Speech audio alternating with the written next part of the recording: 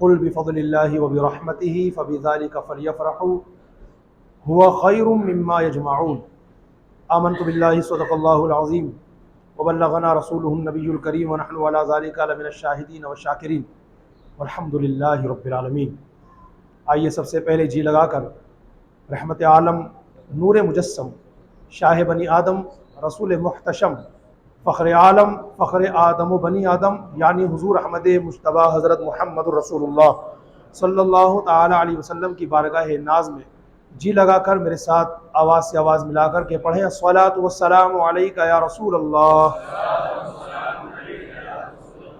وعلی آلک واصحابک یا حبیب اللہ، الصلاۃ والسلام علیک یا نبی اللہ وعلی آلک واصحابک یا نور اللہ صلی اللہ تعالی علیہ وسلم۔ نویت سنت الاعتکاف۔ پیارے اسلامی بھائیو، آج ماہ صفر المظفر کی 28 تاریخ ہے، اور یہ تاریخ اللہ تبارک و تعالیٰ کے ولی کامل حضرت سیدنا مجدد الفسانی رحمۃ اللہ تعالی علیہ کی عرس مبارک کی تاریخ ہے۔ انشاءاللہ تبارک و تعالیٰ آج آپ حضرات کے سامنے دو عنوانات کے حوالے سے گفتگو کرنی ہے۔ ایک تو چونکہ آج حضرت مجدد الفسانی رحمۃ اللہ تعالی علیہ کا عرس پاک ہے، تو انشاءاللہ ان کی سیرت طیبہ کے حوالے سے چند باتیں پیش کی جائیں گی، اور دوسرا الحمدللہ ہمارے درمیان اسلامی سال کا تیسرا مہینہ ربیع الاول شریف بہت جلد تشریف لا رہا ہے، تو انشاءاللہ ہم سب نبی پاک صلی اللہ علیہ وسلم کے غلام حضور پاک صلی اللہ علیہ وسلم کی آمد کے اس مبارک مہینے کا استقبال کریں گے، تو اس حوالے سے بھی انشاءاللہ چند باتیں میں آخر میں پیش کروں گا، کیونکہ اس مبارک مہینے کے حوالے سے پہلی رات کچھ نماز پڑھنی ہے، اور اس مبارک مہینے میں چونکہ نبی پاک صلی اللہ تعالی علیہ وسلم دنیا میں جلوہ گر ہوئے، جو شخص یہ چاہتا ہے کہ میں خواب میں نبی پاک صلی اللہ تعالی علیہ وسلم کا دیدار کرنے میں کامیاب ہو جاؤں، تو اسے چاہیے کہ ربیع الاول کے مہینے میں یہ ورد وظیفے درود پاک کی شکل میں جو ہمارے بزرگان دین نے دیے ہیں وہ پڑھیں، تو انشاءاللہ خواب میں آپ کو بھی اور مجھے بھی اللہ کرے نبی پاک صلی اللہ تعالی علیہ وسلم کی زیارت نصیب ہوگی۔ وہ ورد وظیفے یا درود شریف کیا ہے اور نماز کون سی پڑھنی ہے وہ انشاءاللہ میں آگے چل کر کے بتاؤں گا، لیکن ابھی میں بیان شروع کر رہا ہوں امام ربانی حضرت مجدد الفسانی شیخ احمد سرہندی فاروقی نقشبندی رحمۃ اللہ تعالی علیہ کے حوالے سے۔ آپ حضرات کو اچھی طرح یاد ہوگا گزشتہ جمعے کو ہم نے اعلیٰ حضرت امام احمد رضا خان فاضل بریلوی رحمۃ اللہ تعالی علیہ کی شان اقدس کے حوالے سے کچھ گزارشات کی تھی، کیونکہ وہ جو گزشتہ جو جمعہ تھا وہ ہم نے اعلیٰ حضرت کا ٹاپک اس لیے رکھا کہ اعلیٰ حضرت کے عرس مقدس کی تیاری ہو رہی تھی، اور آج ہم نے حضرت مجدد الفسانی رحمۃ اللہ تعالی علیہ کی شان کے حوالے سے اور آپ کی سیرت پاک کے حوالے سے ٹاپک اس لیے رکھا ہے کہ آج ان کا عرس پاک ہے ماشاءاللہ۔ اگر آپ شروع میں ان دونوں بزرگوں کی سیرت طیبہ کا مطالعہ کریں، یعنی اعلیٰ حضرت امام احمد رضا اور مجدد الفسانی شیخ احمد سرہندی رحمۃ اللہ تعالی علیہ کی سیرت طیبہ، تو آپ کو کئی پہلو دونوں بزرگوں کی سیرتوں کے آپس میں ملتے جلتے نظر آئیں گے۔ بہت ساری باتیں ہیں جو اعلیٰ حضرت کی شیخ احمد سرہندی یعنی مجدد الفسانی سے ملتی ہیں، اور بہت ساری باتیں ہیں جو مجدد الفسانی کی اعلیٰ حضرت سے ملتی ہیں۔ سیرت طیبہ پہ اگر آپ ڈیپلی غور کریں گے تو بہت ساری چیزیں ملیں گی، میں آپ کے سامنے 5-6 چیزیں ذکر کرتا ہوں۔ دیکھیے، اعلیٰ حضرت اور مجدد الفسانی ان دونوں بزرگوں کا نام احمد ہے۔ پہلی چیز، دونوں بزرگوں کا نام احمد، وہ امام احمد رضا اور یہ شیخ احمد سرہندی، تو دونوں کا نام احمد ہے۔ دوسری بات، دونوں بزرگوں نے اپنے والد محترم سے علم دین حاصل کیا۔ تیسری بات، دونوں بزرگوں نے کبھی بھی باطل کے آگے سر نہیں جھکایا۔ چوتھی چیز، دونوں بزرگوں کی پوری زندگی اٹھنے والے فتنوں کو ختم کرنے میں بسر ہوئی۔ پانچویں چیز، دونوں بزرگوں کا وصال مبارک ماہ صفر المظفر میں ہوا۔ اعلیٰ حضرت نے 25 صفر کو انتقال فرمایا اور مجدد الفسانی نے 28 صفر کو انتقال فرمایا۔ اور چھٹی بات، اعلیٰ حضرت بھی مجدد ہے اور مجدد الفسانی بھی مجدد ہے۔ اعلیٰ حضرت 14ویں صدی کے مجدد ہیں اور حضرت شیخ مجدد الفسانی 11ویں صدی کے مجدد ہیں۔ نبی کریم صلی اللہ تعالی علیہ وسلم نے آج سے تقریباً 1450 سال پہلے ارشاد فرمایا تھا، ان اللہ یبعث لہذه الامة على رأس كل 100 سنہ من یجدد لها دینها۔ ہمارے حضور نے فرمایا تھا بے شک اللہ تعالیٰ میری امت کے لیے ہر 100 سال ہونے پر ایک ایسے شخص کو ضرور پیدا فرمائے گا جو میری امت کے لیے اس کا دین تازہ کر دے گا. اصطلاح شرع میں اسے مجدد کہتے ہیں. ہر 100 سال پر اللہ تعالیٰ ایک مجدد ضرور پیدا فرمائے گا. یہ منیمم تعداد ہے, یعنی کم سے کم ایک مجدد تو ہوگا ہی ہوگا. اس کے علاوہ ایک صدی میں ایک سے زیادہ 2 3 4 5 10 15 20 بلکہ امام جلال الدین سیوطی رحمۃ اللہ تعالی علیہ فرماتے ہیں ایک صدی میں 100 مجدد بھی ہو سکتے ہیں. اگر ہم 1 بائی وائی چلیں 1 بائی 1 اور اگر صرف 2 2 3 3 4 4 یا 10 10 15 15 20 20 مجددین کا نام نابل ہے, صرف ہر مجدد ہر صدی کے ایک مجدد کا نام کاؤنٹ کریں تو آپ کو تاریخ کی کتابوں میں ملے گا. سوانح اعلیٰ حضرت کے اندر بھی پوری لسٹ موجود ہے. فرمایا پہلی صدی کے مجدد حضرت عمر بن عبدالعزیز ہیں, دوسری صدی کے مجدد حضرت امام شافعی ہیں, تیسری صدی کے مجدد امام ابو الحسن اشعری ہیں, چوتھی صدی کے مجدد امام ابو بکر باقلانی ہیں, پانچویں صدی کے مجدد امام محمد غزالی ہیں, چھٹی صدی کے مجدد امام فخر الدین رازی ہیں, ساتویں صدی کے مجدد امام تقی الدین ہیں, آٹھویں صدی کے مجدد امام زین الدین عراقی ہیں, نویں صدی کے مجدد امام جلال الدین سیوطی شافعی ہیں, 10ویں صدی کے مجدد حضرت علامہ علی قاری ہیں, 11ویں صدی کے مجدد امام ربانی مجدد الفسانی ہیں, 12ویں صدی کے مجدد ابو المظفر محی الدین بادشاہ اورنگزیب عالمگیر ہیں, 13ویں صدی کے مجدد حضرت شاہ عبد العزیز محدث دہلوی ہے, اور 14ویں صدی کے مجدد اعلیٰ حضرت امام احمد رضا خان فضل بریلوی ہے. تو مجدد اس امت کی اصلاح کرنے کے لیے ہر 100 سال میں جنم لیتا ہے. اللہ تبارک و تعالی کی قدرت کاملہ اور اس کا نظام قدرت ہے جو کہ نبی کریم صلی اللہ تعالی علیہ وسلم نے 1450 سال پہلے ارشاد فرمایا. میں بات کروں گا سب سے پہلے مجدد الفسانی کی سیرت طیبہ کی. ایک بات کو نوٹ کیجئے گا, مجدد الفسانی کس عظیم شخصیت کا نام ہے, اور آج تمام اسلامی بھائی اپنے اپنے گھروں پر فاتحہ خوانی کا بھی ضرور اہتمام فرمائیں. انشاءاللہ نماز عصر کے بعد اپنی مسجد میں بھی مجدد الفسانی رحمۃ اللہ تعالی علیہ کی یاد میں فاتحہ خوانی کا اہتمام ہوگا. سلسلہ عالیہ نقشبندیہ کے عظیم پیشوا امام ربانی مجدد الفسانی شیخ احمد سرہندی فاروقی نقشبندی رحمۃ اللہ تعالی علیہ سن 971 ہجری مطابق 1563 عیسوی میں سرہند شریف میں پیدا ہوئے. آپ کا مبارک نام احمد, کنیت ابو البرکات اور لقب بدر الدین ہے. اور یاد رکھنا حضرت مجدد الفسانی رحمۃ اللہ تعالی علیہ حضرت عمر فاروق اعظم رضی اللہ تعالی عنہ کی اولاد میں سے ہیں.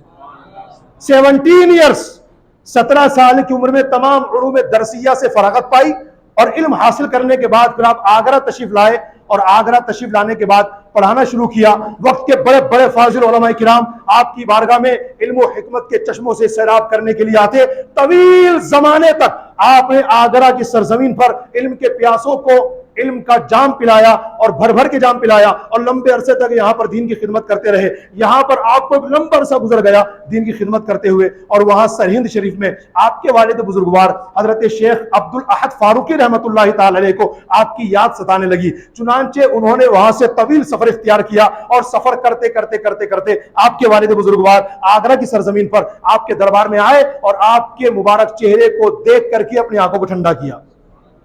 آگرہ کے ایک عالم صاحب تھے, انہوں نے حضرت شیخ عبد الاحد فاروقی سے یعنی مجدد الفسانی کے والد محترم سے سوال کیا کہ حضرت اچانک آنے کی وجہ کیا بنی آپ کی؟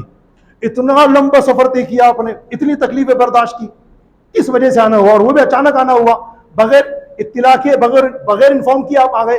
تو فرمایا کیا کروں, میرے بیٹے شیخ احمد کی یاد مجھے تڑپا رہی تھی تو ان کے زیارت کے شوق میں چلا آیا. چونکہ یہ بہت زیادہ بیزی ہیں اور ان کا وہاں پر اس وقت آنا مشکل تھا, تو میں خود ان کی زیارت کے لیے آ گیا. یہاں رک کر کے ایک بات بتاؤں گا, وہ اولاد بڑی خوش بخت ہے مسلمانوں کہ جن کے ماں باپ ان کو دیکھتے ہیں تو ان کی آنکھیں ٹھنڈی ہو جاتی ہیں. آج سے نہ جانے کتنے جمعوں پہلے میں نے ایک بیان کیا تھا آپ حضرات کے سامنے, وہ مسلسل 2 جمعے تک چلا تھا, پارٹ 1 پارٹ 2 ماں باپ کے حقوق کے تعلق سے. اس میں نے ایک حدیث پاک ذکر کی تھی, نبی کریم صلی اللہ تعالی علیہ وسلم کا ارشاد گرامی ہے جس کا مضمون کچھ یوں ہے کہ جو اولاد اپنے ماں باپ کو محبت کی نظر سے ایک بار دیکھتی ہے تو اللہ تعالیٰ اسے 1 حج مقبول کا ثواب عطا فرماتا ہے. جب کسی صحابی نے کہا یا رسول اللہ اگر ایک دن میں کوئی اولاد اپنے ماں باپ کو محبت کی نظر سے 100 بار دیکھے تو؟ فرمایا نعم اللہ اکبر واطیب, ہاں میرے صحابی اگر کوئی ایک بار دیکھے تو اللہ تعالیٰ اس کو ایک حج مقبول کا ثواب دے گا، اور جو 100 مرتبہ دیدار کرے اللہ اسے 100 حج مقبول کا ثواب عطا فرمائے گا۔ اور جن کے ماں باپ دنیا سے چلے گئے تو فرمایا کہ وہ اپنے ماں باپ کی قبر پہ جائے اور ان کی قبر کو محبت سے دیکھے، اللہ تعالیٰ اسے بھی حج مقبول کا ثواب عطا فرمائے گا۔ اب آج المعجم الکبیر کی 11ویں جلد کے حوالے سے ایک حدیث پاک نوٹ کیجئے، یہ اولاد بڑی فرمانبردار ہے، یہ اولاد بڑے فائدے میں ہے، جو ماں باپ کو دیکھے یا ماں باپ اسے دیکھے۔ جی ہاں، وہ میں نے حدیث پاک ذکر کی تھی کہ اولاد ماں باپ کا چہرہ محبت سے دیکھے تو یہ ثواب ملتا ہے۔ آج سنیے المعجم الکبیر کی 11ویں جلد میں نبی کریم صلی اللہ علیہ وسلم کی حدیث پاک لکھی ہوئی ہے، فرمایا جو باپ اپنے بیٹے کو محبت کی نظر سے دیکھے، غور سے سنیے گا، جو باپ اپنے بیٹے کو محبت کی نظر سے دیکھے اور اس کی آنکھیں اپنے بیٹے کو دیکھنے سے ٹھنڈی ہو جائے، اللہ تعالیٰ اس بیٹے کو ایک غلام آزاد کرنے کا ثواب عطا فرمائے گا۔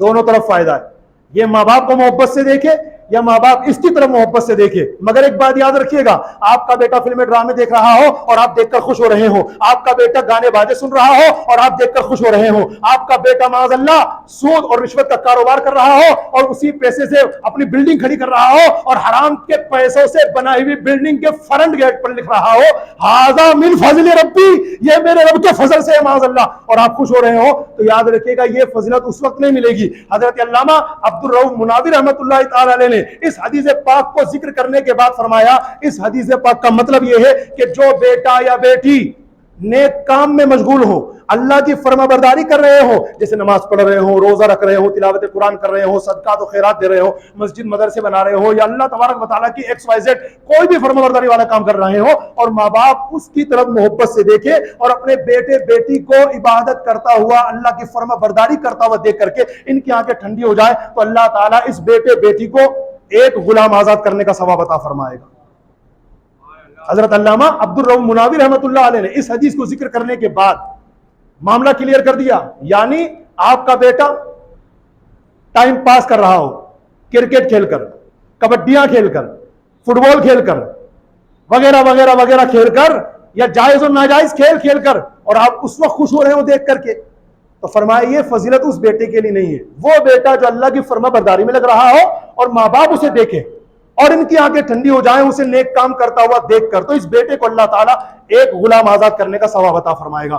بات چل رہی ہے حضرت مجدد الفسانی رحمۃ اللہ تعالیٰ علیہ کی، تو آپ اپنے ماں باپ کے اتنے بڑے فرما بردار تھے کہ دیکھو آپ کے والد محترم نے صرف آپ کی زیارت کے لیے، ادروائز کوئی کام نہیں تھا، صرف آپ کی زیارت کے لیے سر ہند شریف سے اتنا لمبا سفر طے کیا اور آگرہ کی سرزمین پر آئے اور آپ کی زیارت کرنے لگے۔ امام اعظم، امام شافعی، امام مالک، امام احمد بن حنبل، شریعت کے ان 4 اماموں میں سے مجدد الفسانی کس کی تقلید کرتے تھے، کس کے مقلد تھے؟ تو بتایا جاتا ہے، باقاعدہ آپ کی سیرت پاک میں لکھا ہے کہ آپ حنفی تھے، یعنی امام اعظم ابو حنیفہ کے مقلد تھے۔ اور امام اعظم رضی اللہ تعالیٰ عنہ سے حضرت مجدد الفسانی اتنی زیادہ محبت کرتے تھے، اتنا پیار کرتے تھے، اتنی عقیدت کا اظہار کرتے تھے، آپ خود فرماتے ہیں، بزرگوں کے الفاظ سنیے گا، یہ مجدد الفسانی کے الفاظ ہیں جو آپ نے لکھے ہیں، فرماتے ہیں بزرگوں کے بزرگ ترین امام، امام اجل، پیشوائے اکمل ابو حنیفہ رحمۃ اللہ تعالی علیہ کی بلندی شان کے متعلق میں کیا لکھوں؟ وہ تو تمام ائمہ مجتہدین میں سب سے بڑے عالم اور سب سے بڑے ورع اور تقوی والے تھے۔ امام شافعی فرماتے ہیں الفقہاء کلہم عیال ابی حنیفہ، یعنی دنیا بھر کے تمام علماء فقہاء امام اعظم کے بچے ہیں۔ یہ مجدد الفسانی نے اپنی کتاب میں نقل کیا، اور امام شافعی کا قول بھی نوٹ کیا کہ امام شافعی ان کے بارے میں کیا فرماتے ہیں۔ تو حضرت مجدد الفسانی رحمۃ اللہ تعالی علیہ حنفی تھے، امام اعظم رضی اللہ تعالیٰ عنہ کے پیروکار تھے۔ اور بتاؤں آپ کو، حضرت مجدد الفسانی رحمۃ اللہ علیہ کی سیرت پاک میں جہاں اور اسپیشلٹیز ہیں، ان میں ایک بہت بڑی خوبی آپ کی یہ رہی کہ آپ سنتوں کے بڑے پابند تھے، بلکہ آپ خود فرماتے ہیں کہ مجھے جو مرتبے ملے نا، مجھے جو بلندیاں ملی ہے نا، مجھے جو اونچائی ملی ہے نا، مجھے جو اللہ کا قرب نصیب ہوا ہے نا، یہ نبی پاک صلی اللہ علیہ وآلہ وسلم کی سنتوں پر عمل کرنے کے صدقے میں نصیب ہوا ہے۔ ایک واقعہ سنیے ذرا انہی کا، مجدد الفسانی رحمۃ اللہ علیہ سنتوں کے کتنے زبردست پابند تھے۔ ایک مرتبہ کی بات ہے، رمضان المبارک کے مہینے میں نماز تراویح ادا کرنے کے بعد آپ آرام کرنے کے لیے لیٹ گئے۔ دیکھو سنت طریقہ یہ ہے، جب بندہ سونے کے لیے بستر پر لیٹے تو فرسٹ جو نمبر آتا ہے سونے کے حوالے سے کنڈیشن کا، وہ ہے سیدھی کروٹ پہ لیٹے، سیدھی کروٹ پہ کچھ دیر سیدھی کروٹ پہ لیٹا رہے، اس کے بعد بائیں کروٹ لیٹ جائے. یہ سنت رسول اللہ ہے. لیکن دیکھیں کیا ہوا، تراویح کی نماز ادا کرنے کے بعد حضرت مجدد الفیسانی رحمۃ اللہ علیہ آرام کرنے کے لیے بستر پہ لیٹ گئے، مگر بے خیالی میں بجائے سیدھی کروٹ لیٹنے کے الٹی کروٹ لیٹ گئے، لیفٹ بائیں کروٹ الٹی کروٹ پہ لیٹ گئے، دھیان نہیں رہا. خادم آیا، اس نے آپ کے پاؤں دبانا شروع کر دیے. اچانک آپ کو دھیان آیا یہ مجھ سے کیا ہو گیا؟ ارے بہت بڑی بھول ہو گئی، جو زندگی میں کبھی سنت نہیں چھوٹی آج چھوٹ گئی. سیدھی کروٹ لیٹنا چاہیے تھا مگر سیدھی کروٹ نہیں لیٹا، الٹی کروٹ لیٹ گیا. آپ کے نفس نے سستی دلائی، ارے احمد سرہندی رہنے دینا، بھول سے ہوا ہے نا، کوئی پکڑ تھوڑی ہے، کوئی گناہ تھوڑی ہے، اب رہنے دے، سوتا رہے. آپ نے فرمایا نہیں، میرے آقا کی سنت چھوٹ رہی. آپ کھڑے ہوئے اور واپس سیدھی کروٹ پر سنت کی ادائیگی کی نیت سے واپس آرام کرنے کے لیے لیٹے. بائیں کروٹ پہ لیٹ گئے تھے، واپس کھڑے ہوئے، پھر بسم اللہ الرحمن الرحیم پڑھ کر کے سیدھی کروٹ پر کہ میرے آقا کی سنت مبارکہ ہے، سیدھی کروٹ پر لیٹے. خادم نے پھر پیر دبانا شروع کیے. حضرت مجدد الفیسانی فرماتے اسی وقت سنت پر عمل کرنے کی برکت سے مجھ پر رحمتوں، برکتوں اور سلسلے کے انوار و تجلیات کا اس طرح ظہور ہونے لگا کہ غیب سے آواز آئی، اے احمد سرہندی، ہمارے محبوب کی سنت پر عمل کرنے کی برکت سے تمہیں آخرت میں کسی قسم کا عذاب نہیں دیا جائے گا. اور ایک خوشخبری اور سن لو، یہ تمہارے پاؤں دبانے والے خادم کی بھی مغفرت کر دی گئی ہے. یہ مجدد الفیسانی رحمت اللہ علیہ پوری زندگی، یہ امام مبارکہ جو آپ میرے سر پر دیکھ رہے ہیں نا، یہ امام اشرف نبی کریم صلی اللہ علیہ وسلم کی سنت مبارکہ ہے. اعلیٰ حضرت امام احمد رضا فاضل بریلوی رحمۃ اللہ تعالی علیہ نے اپنی فتاوی رضویہ شریف کی 6 جلد میں یہ حدیث پاک نقل کی. حضور علیہ السلام نے فرمایا امامے کے ساتھ نماز ادا کرنے پر 10,000 نیکیوں کا ثواب ملتا ہے. امامے کے ساتھ نماز ادا کرنا 10,000 نیکیوں کے برابر. یہ حدیث پاک ہے، فتاوی رضویہ شریف کی 6 جلد میں اعلیٰ حضرت نے لکھی ہے. مجدد الفیسانی کا اس سنت مبارکہ پر کتنا عمل تھا، سیرت پاک میں لکھا ہے. پوری زندگی مجدد الفیسانی امام شریف باندھے رہے، بڑے پابند تھے امام شریف کے. اچھا ہمارے ہاں خیر اپنے یہاں تو ماشاءاللہ اللہ کے کرم سے ایسا نہیں ہے، مگر آج بھی کئی جگہوں پر یہ غلط فہمی رائج ہے کہ بھئی امامہ جو ہوتا ہے نا تو عالموں کے لیے ہوتا ہے، غیر عالم جو لوگ ہوتے ہیں جیسے جو عالم نہیں ہوتے، یہ تو علماء کرام جو ہوتے ہیں نا ان کے لیے امامہ ہوتا ہے، جبکہ ایسا نہیں ہے. میں نے امام شریف کے تعلق سے حضرت علامہ عبد المنان صاحب اعظمی رحمت اللہ تعالی علیہ کی کتاب فتاوی بحر العلوم کا مطالعہ کیا. میں نے امام شریف کی فضیلت کے حوالے سے مفتی وقار الدین صاحب قبلہ قادری رضوی رحمت اللہ علیہ کے وقار الفتاوی کا مطالعہ کیا. دونوں حضرات کے فتاوی کی روشنی میں یہ بات سمجھ آتی ہے کہ امامہ شریف سب کے لیے سنت ہے، چاہے وہ عالم ہو یا غیر عالم ہو، سب کے لیے سنت مبارکہ ہے. اعلیٰ حضرت نے امام شریف کے بارے میں بتایا کون سا لفظ استعمال کیا ہے، فتاوی رضویہ پڑھی آپ، لکھتے ہیں امامہ باندھنا سنت دائمہ متواترہ ہے. سنت دائمہ متواترہ مطلب کریم آقا صلی اللہ علیہ وسلم نے اپنی مبارک پوری ظاہری زندگی شریف میں امام شریف باندھے رکھا. پیارے آقا علیہ السلام کو بہت پسند تھا امام شریف باندھنا، بلکہ صحابہ کرام سے ایک بار میرے آقا فرمانے لگے میرے صحابہ سنو، فرشتوں کے تاج ایسے ہی ہوتے ہیں. میرے بھائیوں میں بھی آپ کو دعوت دیتا ہوں، سنتوں پر ہمارا عمل نہیں ہوتا، بلکہ ہم لوگ تو اتنے زیادہ گر چکے ہیں سنتوں کے معاملے میں. ارے سنتی تو ہے نا، یہ لفظ اور عام ہے ہماری سوسائٹی میں، ارے سنتی تو ہے نا، فرض تو نہیں ہے نا، تو پھر کوئی دقت نہیں. واجب ہے، واجب بھی نہیں ہے، پھر تو کوئی دقت نہیں ہے. سنت ہے، ہاں سنتی تو ہے نا. ابے سنت کی اہمیت اتنی گر چکی ہے ہماری نظر میں کہ کوئی بھی معاملہ آتا ہے تو اتنی ہلکی بات کر دیتے ہیں ہم. ارے سنتی تو ہے.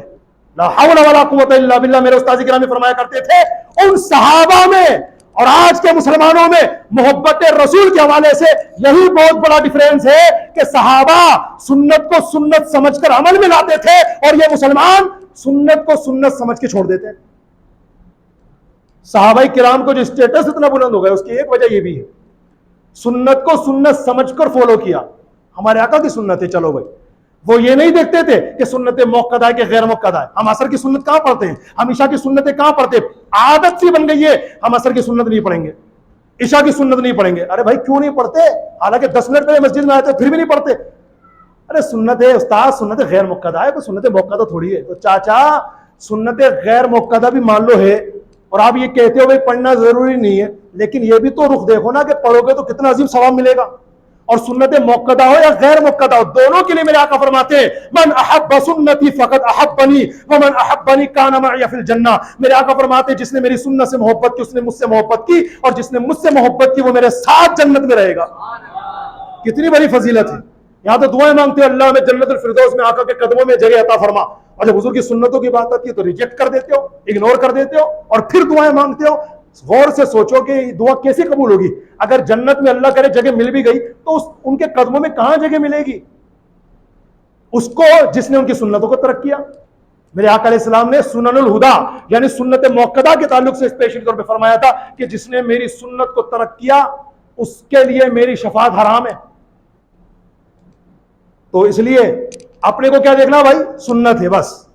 اب سنت موقدہ ہو کہ غیر موقدہ، سنت کہتے کس کو کہتے ہیں؟ نبی پاک علیہ الصلوۃ والسلام سے جو چیز ثابت ہے، چاہے قول کے ذریعے، فعل کے ذریعے، عمل کے ذریعے، اسے کہتے ہیں سنت. اور وہ کسی بھی اینگل سے ثابت ہو، آپ بس یہ دیکھیے سنت رسول اللہ عمل کرنے کی کوشش کی. اگر کوئی مجبوری نہ ہو تو عمل کیجیے. اب مجبوری مطلب اب آپ آئے ہی اثر میں اس وقت جبکہ 2 منٹ باقی جماعت میں، پتہ ہے کہ میں سنت نہیں پڑھ سکتا تو اب یہ مجبوری ہے، جانے دیجیے. اور آپ چاہو میں فرض کے بعد پڑھ لوں تو اب نہیں، اثر کے بعد، عصر کی نماز کے بعد کوئی بھی نفل پڑھنا جائز نہیں ہے. اور سنت غیر موقدہ جو ہوتی ہے یہ بھی نفل کے حکم میں ہوتی ہے. اس لیے عصر کی نماز کے بعد سنت غیر موقدہ جو آپ کی چھوٹ چکی ہے وہ آپ اب نہیں پڑھ سکتے. اب وہ گئی تو گئی. بس اتنا ضروری اللہ پاک اتنا مہربان و رحیم و کریم ہے کہ جو بندہ، ہم نے کتابوں میں مضامین پڑھے ہیں، جو بندہ کسی عمل کو پابندی کے ساتھ کرتا ہے اللہ کی رضا کے لیے، پابندی کے ساتھ ریگولر کنٹینیو کرتا ہے، اگر کبھی کبھار مجبوری کی وجہ سے یا بیماری کی وجہ سے یا کسی بھی کنڈیشن یا مجبوری کی وجہ سے اگر وہ عمل چھوٹ بھی جاتا ہے، اللہ تعالیٰ اس عمل کے چھوٹنے کے باوجود اسے عمل کرنے کا ثواب ہی عطا فرماتا ہے، کیونکہ یہ بندہ اس چیز کا پابند تھا. اللہ پاک بڑا رحمان الرحیم ہے. تو مجدد الفسانی علیہ رحمہ کی بات چل رہی تھی نا، سنتوں کے کتنے بڑے پابند تھے آپ. تو آپ خود فرماتے ہیں کہ مجھے سنتوں کے اعتبار سے اللہ عز و جل کی بارگاہ میں قرب نصیب ہوا. ایک واقعہ اور سنیے گا اور اندازہ لگائیے ان کی شان اور ان کا مرتبہ کتنا بلند والا. آپ کے خادم ہیں حاجی حبیب احمد رحمۃ اللہ علیہ، مجدد الفسانی کے یہ خاص خادم ہیں. آپ گھر میں ہوتے، باہر ہوتے، سفر میں ہوتے، یہ ساتھ ساتھ رہتے تھے. تو ایک مرتبہ کی بات ہے، آپ خود فرماتے ہیں حاجی صاحب حاجی حبیب احمد رحمۃ اللہ علیہ جو کہ مجدد الفسانی کے خاص خادم ہیں، فرماتے ہیں کہ جب مجدد الفسانی رحمۃ اللہ علیہ اجمیر شریف میں تشریف فرما تھے تو میں آپ کی بارگاہ میں حاضر ہوا اور میں نے عرض کی حضرت میں نے 70,000 مرتبہ کلمہ طیبہ کا ورد کیا ہے، میں اس کا ثواب آپ کو نذر کرتا ہوں. یہاں رک کر ایک بات کہوں گا پھر یاد رہے گا تو واقعہ آگے چلے گا. ہمارے یہاں یہ مشہور ہے کہ ایصال ثواب کس کو ہوتا ہے؟ وہ مسلمان جو دنیا سے انتقال کر گئے. ہمارے یہاں یہ مشہور ہے، بالکل سچی بات ہے کہ ایصال ثواب مرحومین کو ہوتا ہے، مگر مرحومین کو ہی ہوتا ہے یہ غلط ہے. بلکہ جس طریقے سے آپ مرحومین کو ایصال ثواب کر سکتے ہیں زندوں کو بھی کر سکتے ہیں. جس طریقے سے مرحومین کو ہمارے ایصال ثواب پہنچتے ہیں اسی طریقے سے زندوں کو بھی پہنچیں گے. مثال کے طور پر آپ نے پڑھا، جی مان لو میں اپنی مثال دوں، میں نے پڑھا بسم اللہ الرحمن الرحیم، میں نے پڑھا صلی اللہ تعالی علیہ وسلم، میں نے پڑھا سبحان اللہ الحمدللہ لا الہ الا اللہ محمد رسول اللہ صلی اللہ علیہ وسلم اللہ اکبر، اور میں نے دعا کی اللہ اس کا ثواب میرے والدین کو عطا فرما. میرے والدین الحمدللہ حیات ہے، آقا علیہ السلام کے والدین کے صدقے اللہ میرے والدین کو درازی عمر بالخیر عطا فرمائے. میرے والدین حیات ہیں لیکن میں نے اللہ کی بارگاہ میں یہ دعا کرتے ہوئے یہ جو پڑھا نا اس کا یہ سارے ثواب اپنے زندہ والدین کو کر دیا. نو ڈاؤٹ جس طریقے سے مرحومین کو ثواب پہنچتا ہے آپ کے زندہ والدین کو بھی ثواب عطا فرمایا جائے گا، اور اس میں کوئی حرج والی بات بھی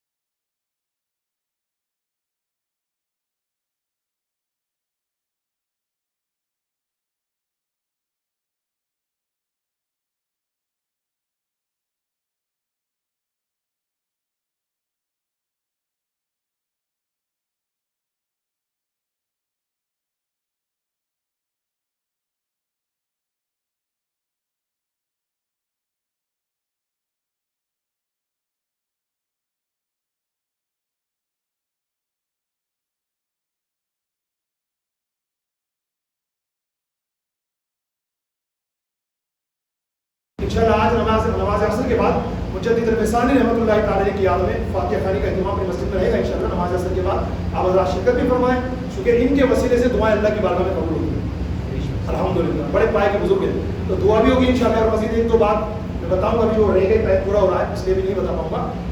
तो इंशाअल्लाह असर के बाद आप तशरीफ लाइए, नमाज यहीं पढ़िएगा इंशाअल्लाह। और जो इस्लामी भाई फातिहा खानी में हिस्सा मिलाना चाहे हज़रत के सारे सवाब के लिए, तो इंशाअल्लाह अपने मौसी साहब जमा करा दीजिएगा।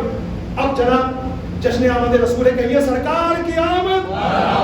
वो कहते चेहरे भी उठ गए और हाथ भी उठ गए माशाअल्लाह, सुभान अल्लाह। और हकीकत भी यही है, हकीकत भी यही है अल्हम्दुलिल्लाह। सिवाय इब्लीस के जहां में सभी तो खुशियां मना रहे हैं।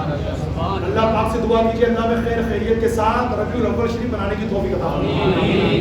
बहुत मुबारक महीना करीब आ रहा है, इस्लामी साल का तीसरा महीना है रबीउल अव्वल शरीफ।